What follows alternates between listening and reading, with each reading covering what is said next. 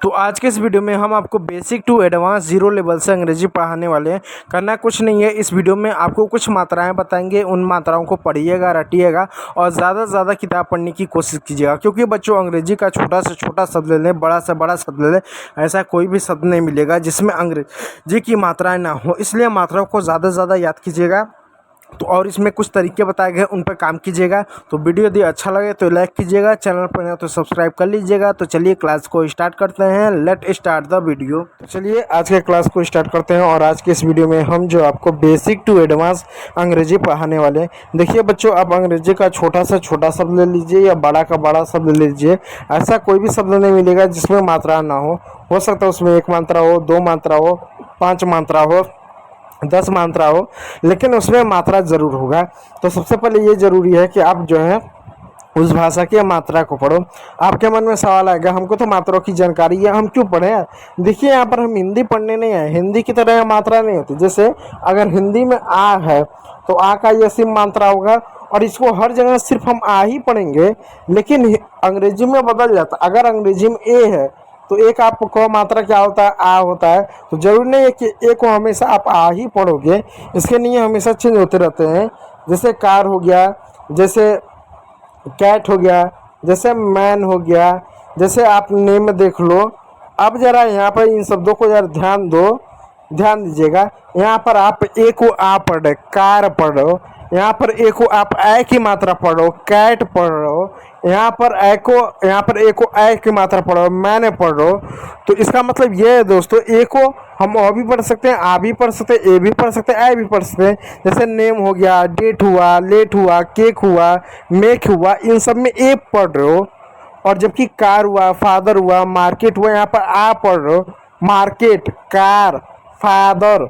और जबकि यहाँ देखो काल हुआ, आल हुआ, माल हुआ, स्मॉल हुआ, टॉल हुआ, आदि शब्दों में औ की मात्रा पढ़ो। तो ये जानना जरूरी है कि कब हम औ को अ पढ़ते हैं, आ पढ़ते हैं, ए पढ़ते हैं, ऐ पढ़ते हैं, ये जानना जरूरी है। तो चलिए इसके लिए हम नियम को पढ़ते हैं। जब तक हम नियम को नहीं समझेंगे तब तक हम इस चीज़ को नहीं जान पाएंगे। तो ठीक है प्यारे बच्चों, चलिए। तो ये हमारा जो पार्ट 2 है, इसलिए हम नियम नंबर 3 से स्टार्ट करते हैं। और नियम नंबर 3 को देखिए, ये क्या है? जब किसी वर्ड के लास्ट में डबल एल आए तो वहाँ पर ए का उच्चारण औ की मात्रा के रूप में हम करते हैं।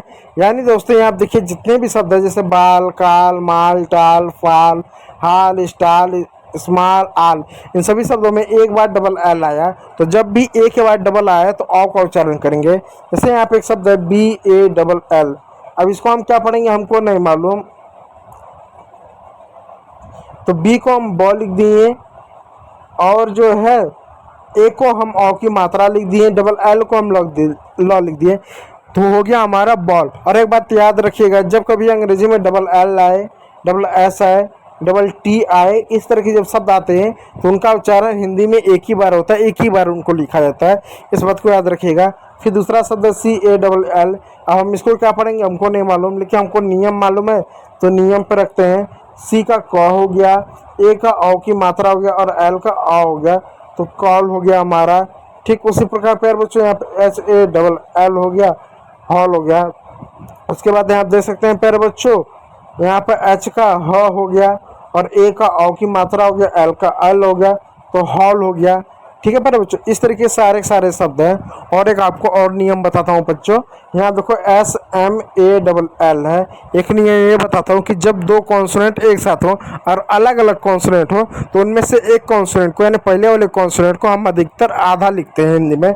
जैसे एम क्या है, एम क्या एक कॉन्सोनेंट है, एस क्या एक कॉन्सोनेंट है। तो सबसे पहले कॉन्सोनेंट, दोनों क्या कॉन्सोनेंट है, उनके बीच में क्या कोई मात्रा है? नहीं, कोई मात्रा नहीं है। तो जब दो कॉन्सोनेंट एक साथ होते हैं और दोनों अलग अलग होते हैं, उनके बीच में कोई मात्रा नहीं होती, तो पहले वाले कॉन्सोनेंट को हम आधा लिखते हैं। तो एस को हिंदी में हम 100 लिखते हैं, ये पूरा 100 हुआ तो ये आधा 100 हो गया।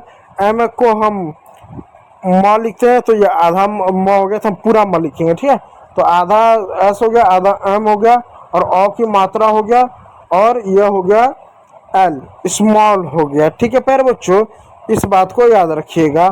फिर उसके बाद एक शब्द आ रहा है S T A double L हो गया, स्टॉल। अब इसको क्या पढ़ेंगे, चलिए ध्यान देते हैं।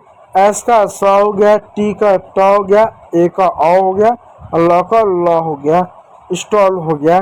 तो इस तरीके से हम अंग्रेजी के इन शब्दों को पढ़ेंगे। चलिए नियम नंबर 4 की ओर जानते हैं। जब किसी वर्ड में ए के बाद आर आए तो ए के बाद आ रहा है तो उसका उच्चारण आ की मात्रा के रूप में करते हैं। जैसे देखिए दोस्तों यहाँ पर कुछ शब्द हैं, जैसे इसको कार पढ़ते हैं, फार पढ़ते हैं, स्टार पढ़ते हैं, डार्क पढ़ते हैं। क्यों पढ़ते हैं? इन सभी शब्दों में एक कॉमन है कि ए के बाद आर है, ए के बाद आर है। जब ए के बाद आ रहा है तो आ का उच्चारण करेंगे, जैसे CAR। तो ए के बाद आ रहा है तो कार पढ़ेंगे। कैसे पढ़ेंगे? अब देखिए के का क हो गया, ए का आ हो गया और र हो गया, तो कार हो गया। ठीक है प्यारे बच्चों। फिर उसके बाद यहाँ पर एक शब्द है STAR। ए के बाद आ रहे, यहाँ पर आ का मात्रा पढ़ेंगे। कैसे पढ़ेंगे?